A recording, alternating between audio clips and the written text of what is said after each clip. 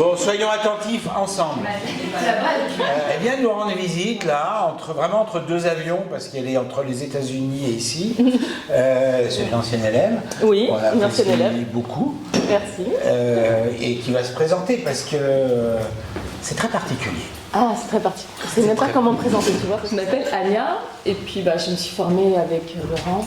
Ça remonte à combien d'années? Quelques années. Quelques années. Ouais, Oui, je t'avais appelé, puis Claire, je l'ai rencontrée parce que j'ai fondé une association qui s'appelle Les Résilientes, qui organise à Paris des groupes de parole pour les victimes de violences sexuelles, donc ça c'est en 2018. Et puis j'ai rencontré Claire parce qu'elle m'a proposé ses services pour animer des groupes de parole. Donc à l'époque on les faisait à la maison des assos de la mairie du 3e, on était toujours là-bas. Et puis, qu'est-ce qui s'est passé? J'ai écrit un livre qui s'appelle L'or de nos cicatrices pour donner les clés de libération aux personnes qui ont vécu des violences sexuelles. J'ai pas entendu le titre. L'or de nos cicatrices. L'or comme de l'or, voilà, de nos cicatrices. Et le sous-titre, c'est Se libérer et se reconstruire après des violences sexuelles, qui est paru aux éditions First en 2021.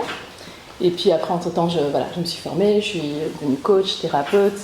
J'ai une chaîne YouTube aussi qui porte mon nom, Anya Tsai. Ça s'écrit S-A-I, Anya A-N-Y-A.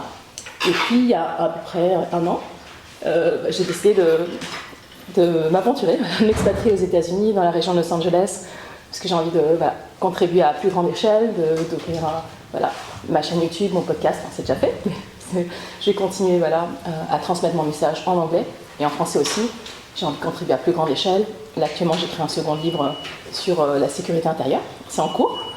J'espère qu'il va naître cette année. Puis moi, je suis passionnée de développement personnel, de transformation intérieure. Parce que moi-même, j'ai vécu aussi des traumas, avec des violences sexuelles. J'ai mis 20 ans à libérer ma parole, dans mon cas.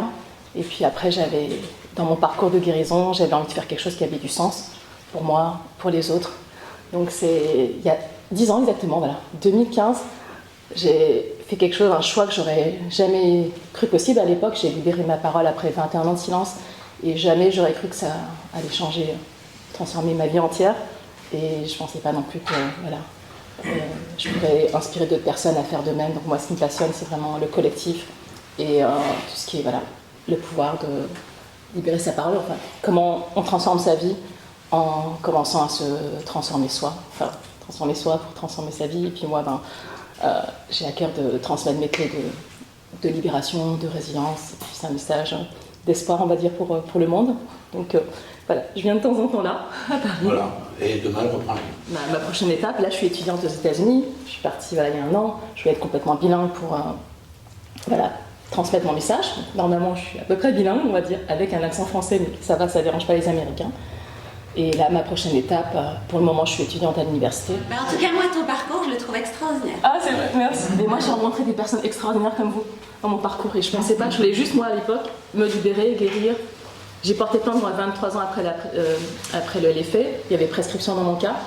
Et puis après, j'ai fait tout un chemin. J'ai ouvert un blog, ma chaîne YouTube, l'asso, écrit le livre. T'as fait un podcast aussi. J'ai fait, podcast, puis après, j'ai participé à quelques émissions dans les médias, télé, radio, etc. Et puis, mais à l'époque, je ne voyais pas que c'était extraordinaire. J'avançais juste sur mon parcours. Puis en chemin, j'ai rencontré Claire, j'ai rencontré Laurent, Anna.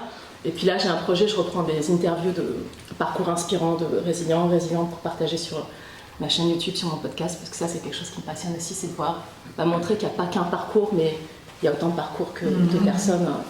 Il n'y a pas qu'un modèle de résilience. Donc uniquement autour des violences sexuelles? Non, pas forcément. Ah d'accord, un parcours résilient. De la résilience, parce que même j'ai envie de sortir un peu de la thématique, parce qu'ici on me connaît comme Anya, qui a fondé les Résilientes, mais ancienne victime de viol, etc. Mais en réalité, ça parle, c'est au-delà des violences sexuelles. Les traumas en général? Voilà, les traumas en général. Ouais. Donc aux États-Unis, ça va parler de violences sexuelles, mais pas que. Peut-être ça parle de la vie. Merci. Bon, super, merci. Je suis content que tu viennes. Je suis ravie d'être là. Merci de m'avoir invité. Oui.